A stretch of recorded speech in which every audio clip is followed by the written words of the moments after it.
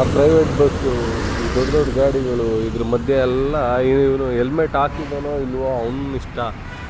ತಲೆ ಹೋದರೆ ಅವ್ನದು ಹೋಗುತ್ತೆ, ಅವ್ರ ಮನೆಯವ್ರದ್ದು ಹೋಗುತ್ತೆ. ಹೆಲ್ಮೆಟ್ ಹಾಕಿರೋರ್ನ ಹಿಡಿಯೋದಲ್ಲ ಮುಖ್ಯ. ಸಿಗ್ನಲ್ ಹತ್ರ 4 ಜನ ಪೊಲೀಸ್ ನಿಂತಿರಬೇಕು. ಸಿಗ್ನಲ್ ಜಂಪ್ ಮಾಡಿದಾಗ ಇನ್ನೊಬ್ಬ ಬಡಪಾಯಿ ಆ ಕಡೆಯಿಂದ ಬರ್ತಾ ಇರ್ತಾನೆ, ಮುಗ್ಧ ಹುಡುಗ, ಅವನಿಗೆ ಏಟಾಗುತ್ತೆ.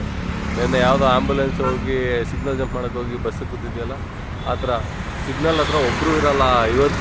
ಇವತ್ತಿಂದ ಬೇರೆ ಸ್ಕೂಲ್ಗಳು ಸ್ಟಾರ್ಟು. ಎಲ್ಲರೂ ಮಕ್ಕಳನ್ನ ಸ್ಕೂಲಿಗೆ ಬಿಟ್ಬಿಟ್ಟು ಅರ್ಜೆಂಟ್ ಆಫೀಸ್ಗೆ ಹೋಗ್ಬೇಕು ಅಂತ ಹೋಗ್ತಾವ್ರೆ.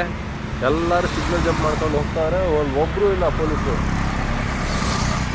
ನಿನ್ನೆ ರಾತ್ರಿ RCB ಮ್ಯಾಚ್ ಗೆದ್ದಿರೋದಕ್ಕೆ ಪೊಲೀಸ್ ಪ್ರೊಟೆಕ್ಷನ್ ರೋಡಲ್ಲೆಲ್ಲ ವೀಲಿ ಮಾಡೋರಿಗೆ, ದರೋಡೆ ಮಾಡೋರಿಗೆ, ಇಂಥವ್ರಿಗೆಲ್ಲ ಕುಂಟ್ರು ಎಲ್ಲ ಓಡಾಡ್ತಿದ್ರು.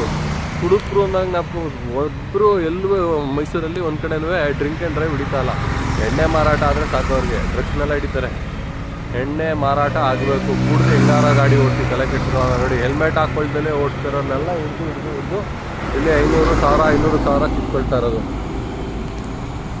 ನೋಡಿ. ಯಾವ ಥರ ಹಿಡಿತಾರೆ. ಫ್ಯಾಮಿಲಿ ಹೋಗೋರನ್ನ, ಗೂಡ್ಸ್ ಆಟೋ ಹೊಡಿಯೋರನ್ನ ಎಲ್ಲರನ್ನೂ ಹಿಡಿತಾರೆ. ಇಂಥ ಪೊಲೀಸ್ಗೆ ನಾವು ಸಂಬಳ ಕೊಟ್ಕೊಂಡು ಟ್ಯಾಕ್ಸ್ ದುಡ್ಡಲ್ಲಿ ಸಾಕಬೇಕಾ? ಯೋಚನೆ ಮಾಡಿ. ನಮಗೆ ಪ್ರೈವೇಟೈಸೇಷನ್ ಆಗ್ತದೆ ಅಂದರೆ ಫಸ್ಟು ಯಾವುದಕ್ಕಾಗಬೇಕು ಅಂದರೆ ಪೊಲೀಸ್, ಇಲ್ಲಾಂದರೆ ನಮಗೆ ಮಿಲಿಟ್ರಿನೇ ತೊಗೊಳ್ಳಿ, ಪ್ರೆಸಿಡೆಂಟ್ ಆಡಳಿತ ಬರಲಿ. ಈ ಸರ್ಕಾರ ಏನು ಮಾಡಿದ್ರು ಇಂಥವ್ರನ್ನೆಲ್ಲ ಇದು ಮಾಡೋಕ್ಕಲ್ಲ. ಇವರು ತಿಂಗಳಿಗೆ ಇಷ್ಟು ಅಂತ ಯಾರ್ಯಾರಿಗೂ ಕೊಡಬೇಕು ಅಂತ ಒಂದು ಇದೆ ಅನಿಸುತ್ತೆ. ಟಾರ್ಗೆಟ್ ಅನ್ನೋ ಒಂದು ವರ್ಡ್ ಯೂಸ್ ಮಾಡ್ತಾರೆ. ಅದು ಯಾವ ಟಾರ್ಗೆಟು ಅಂತ ಗೊತ್ತಿಲ್ಲ. ಸರ್ಕಾರದ ಟಾರ್ಗೆಟಾ ಅಥವಾ ಮಂತ್ರಿಗಳ ಟಾರ್ಗೆಟಾ ಅಂತ.